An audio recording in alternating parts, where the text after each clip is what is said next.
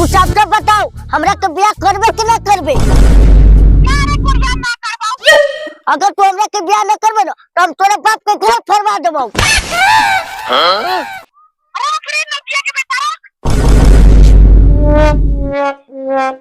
भाग रे छिनोरी रख फोन। तोरा चाचा 75 गो या 75 को चाहिए। बहन छुटियो छोरी छोड़ देलक। का भइल बोका भाई? अरे का कोई जे छोरी हमरा तो पटेला न उ 2 दिन में छोड़ देला। ए बोका भाई एगो छौरी पे हमहू लाइन मारतानी, बाकी ओकर शादी हो गइल बा। उ पटी कि ना पटी कोनो उपाय लगाओ। हमें प्लान बनावे के का बात बा? ले आ भाग दो। अभी ये ट्रेंडिंग चला था बिहार में। ना बोका भाई हमरा से भागा भगवल न होई। आ कहीं पकड़ई नी त गांव वाला मार के गार फाड़ दी। रे रे रे ये चरवा हमर बात नहीं के मानत। तनी तू समझाता। देख भाई हम ओकरा घरे जातानी आ पूरा प्लान समझा दे आ तू खाली ओकरा भगा के लिए हो। जाता रे तो बनिया के समझाई आ कोई प्लान गड़बड़ाई तो चार के जामा पर छोड़ के जोंगे फाटी है। अच्छा ठीक बा न गड़बड़ाई हम जातानी। हां जो जो बहन ये दोनों तो गल छोरी के पता भी। अब हम चले हम अपना घर चल।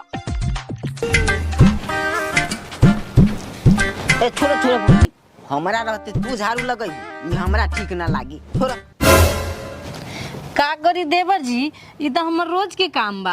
अच्छा त कराही लेखा करिया मर्द से शादी करबू त ई सब करी के न पड़ी। भौजी एगो बात कही खिसियाबू नानू। बोली ना देवर जी हम कहेला खिसियाई। भौजी हमर भैया न रउआ से बहुत प्यार करे। चुप न देख बेटा हमर मर्द करिए बता का हमरा खातिर उ जानो देवेला तैयार रहत। इहे नु बा गलती भौजी। उ रउआ खातिर जानो देवेला तैयार रहेला आ हमर भैया रउआ खातिर जंगियो फाड़ेला तैयार रहेला।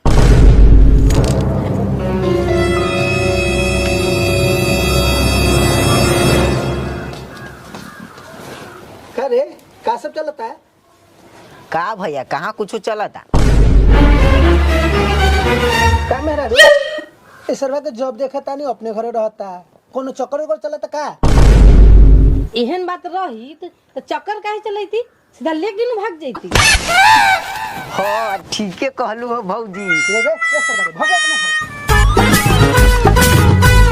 दोबारा दिन देखाई दे तो टांग धके फाड़ दे। सलार गोली पर टांग दे। चल चल सुनियो सोमवार के मेहरारू से तो चक्कर चलाता सही बात पका। वो तो शुरुआती हन बा केनहू चक्कर चला देबे नी। भाई रे एगो हमरो चक्कर चलबाओ ना। तोर चक्कर तोरा से कौनो प्यार करतौ साला दुनु हाथे गाड़ धोए वाला। ठीक कहले ई सरबा दुनु हाथे गांठ होता।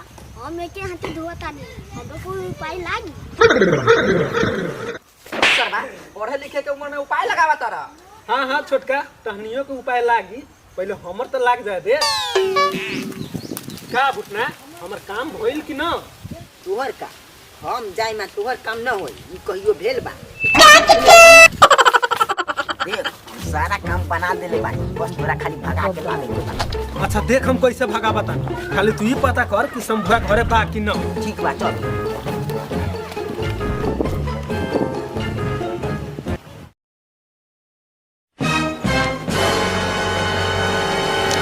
अभी घर में तोरा काम धंधा करे के कोनो जरूरत नहीं है। चल हमरा साथे।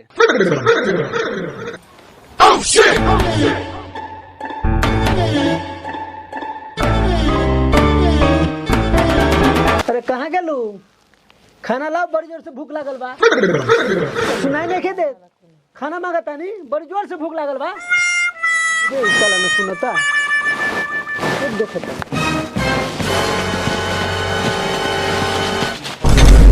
अरे साला ये ताला मार के कहाँ गायब है?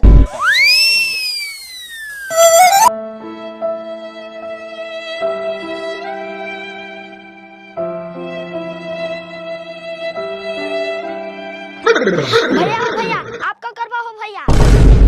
का भइल रे? उ खेसरिया के बेटा तोरा मेहरारू के लेके भाग गए। का तू खेसरिया का बेटा हमरा मेहरारू के लेके भागे? हां चल पुलिस के पास। चलो।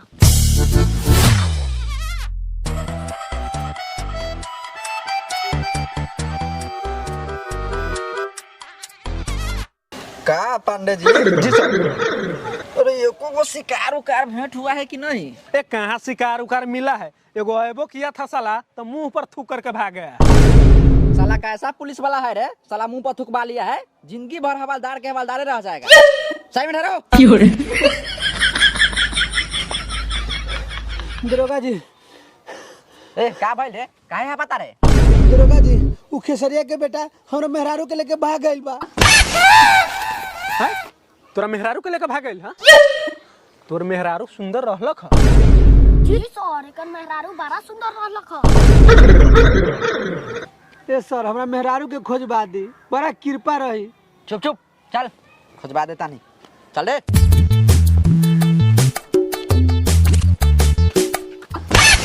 सर, यही सरवा के हाथ भगावे में, यही सरवा बार बार हमारे घर जात रहलक ह। ए सुन इधर सुन, इधर सुनो।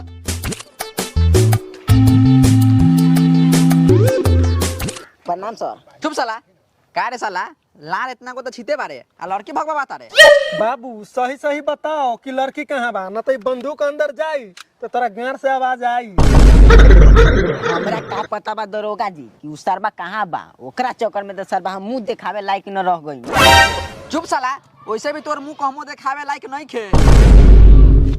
सर, ये ऐसे न बताई, एक घर लेके चली। चल रे, सब बताई।